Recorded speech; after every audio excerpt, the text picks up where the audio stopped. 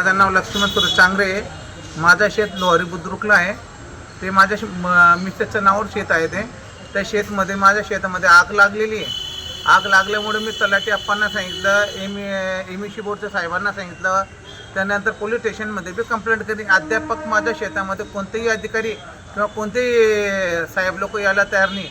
मी प्रशासनाला हेच विनंती करतो की सदर माझा लाखो रुपयाचं नुकसान झालेलं आहे. माझा जे बरसातमध्ये माझं नुकसान झालं तरी पण मला 1 रुपयाची अपेक्षा होती का आता येणाऱ्या हंगामामध्ये तरी भेटतील, परंतु या हंगामामध्ये मी मला काही भेटत नाही. तर कृपा करून विनंती का माझ्या शेतामध्ये येऊन माझी जी झालेली सगळी जी दुर्घटना जे बी सगळं झालेलं प्लीज करून मला हात जोडून सांगतो का मला ते काहीतरी मला शासनकडून किंवा मला आमदार साहेबांकडून किंवा मला कोणत्या तरी योजना याच्यामधून मला काहीतरी भेटावं. मी तुम्हाला हे हातपाय जोडून तुमच्याकडे विनंती करत आहे साहेब. किती शेती आणि कुठल्या शिवारात आहे तुमची शेती? माझी शेती लोहारी बुद्रुकला आहे आणि माझा गट आहे 76 आर आहे माझं.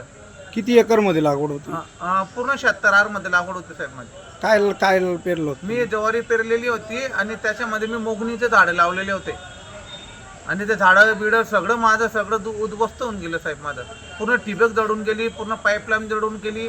ते फोटो वगैरे व्हिडिओ सगळं मी तुम्हाला टाकलेले.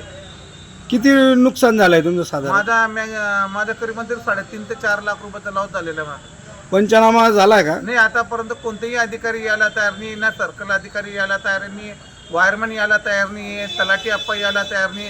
मी अध्यापक मी पिंपळगाव पोलीस स्टेशनला जाऊन मी माझी कंप्लेंट बी करून आलो आहे. तुमची काय मागणी आहे वरिष्ठांकडे? माझी मागणी अशी का भाऊ माझं जे झालेलं नुकसान आहे किंवा इलेक्ट्रिसिटीचे जे दुर्लक्षमुळे माझं झालेलं आहे, ते इलेक्ट्रिसिटीने ते माझं दुर्लक्ष झालेल्यामुळे माझं जे बी नुकसान आहे ते मला भरपाई करून द्यावी, एवढीच मी हातपाय जोडून तुम्हाला विनंती करतो.